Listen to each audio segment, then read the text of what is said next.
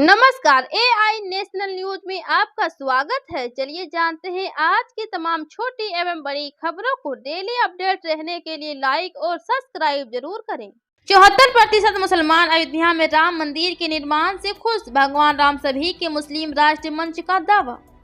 राष्ट्र स्वयं सेवक संघ से जुड़े मुस्लिम राष्ट्रीय मंच को दावा किया कि देश के अधिकतर मुसलमानों का मानना है कि भगवान राम सभी के हैं और उन्होंने अयोध्या में राम मंदिर के पक्ष में अपनी राय दी है।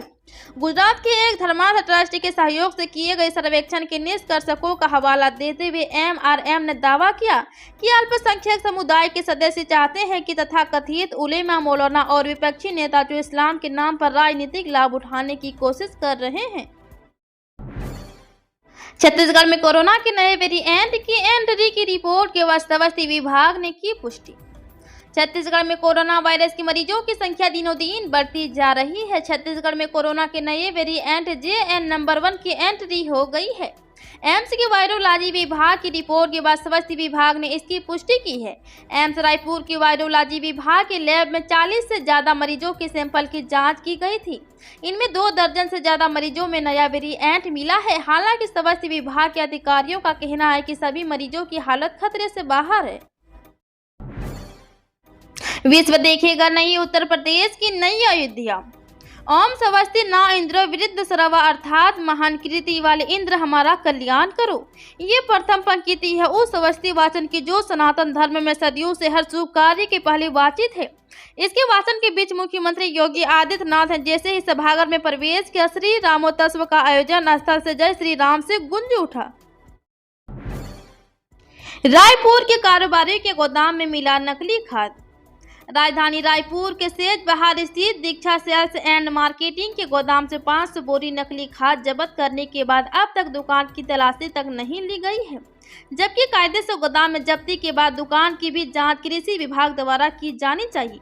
वहीं दीक्षा सेल्स एंड मार्केटिंग की खाद और कीटनाशक दवाओं के विक्रेता अमित शर्मा के विरुद्ध जिला कृषि विभाग ने नोटिस जारी कर 3 दिन के भीतर उपस्थित होकर नकली खाद के संबंध में जवाब प्रस्तुत करने के लिए कहा है।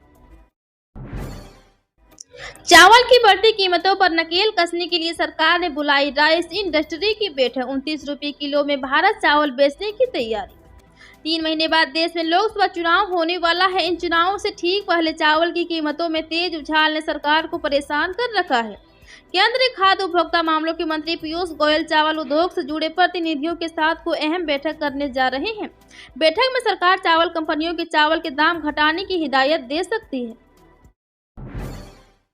गेहूं, चावल और शक्कर के एक्सपोर्ट पर लगा बैन नहीं हटेगा, केंद्रीय मंत्री पीयूष गोयल। गेहूं, चावल और शक्कर के एक्सपोर्ट पर लगे बैन को लेकर सरकार ने एक बार फिर स्थिति स्पष्ट कर दी है। केंद्रीय मंत्री पीयूष गोयल ने साफ कहा कि इन खाद्य पदार्थों के निर्यात पर लगा प्रतिबंध फिलहाल नहीं हटाया जाएगा। केंद्र सरकार ऐसे भी किसी प्रस्ताव पर विचार नहीं कर रही है। साथ ही उन्होंने बताया कि देश में गेहूं और शक्कर की पर्याप्त उपलब्धता है, इसके आयात की भी कोई जरूरत नहीं पड़ेगी। बाड़वानी जिले में जहां ऋषियों ने की थी तपस्या, अब पानी में डूबे हुए हैं वो तट। गुजरात के सरदार सरोवर बांध के बैक वाटर की जद में आई मध्य प्रदेश के बाड़वानी जिले में रोहिणी तीर्थ राजघाट सहित अन्य कुछ पुरातन महत्व के ऐसे घाट है जहां पर प्राचीन समय में ऋषियों, मुनियों और संतों ने तपस्या की थी। यहाँ पर कभी मकर संक्रांति पर आस्था के विशेष बड़े मेले लगते थे। ये पुरातन महत्व के तट आज बैक वाटर में डूबे हुए हैं। सांसद महेंद्र सिंह सोलंकी ने थामे झाड़ू और निकल पड़े सफाई करने। अयोध्या में रामलला के भव्य मंदिर की प्राण प्रतिष्ठा का उत्साह चरम पर है। हर घर और हर गली राममय हो रही है। सभी को प्रतीक्षा है 22 जनवरी की, जब श्री राम मंदिर में विराजमान होंगे और वर्षों का इंतजार खत्म होगा।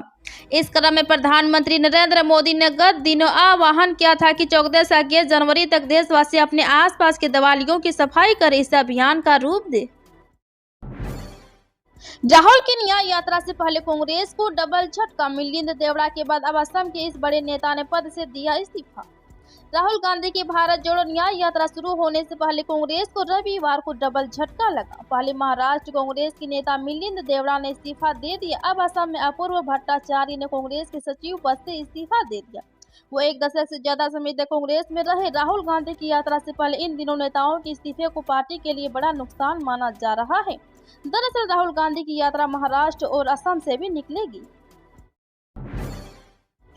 लोकसभा में चलेगा डबल इंजन का फॉर्मूला, जनता को बताएं इसके फायदे।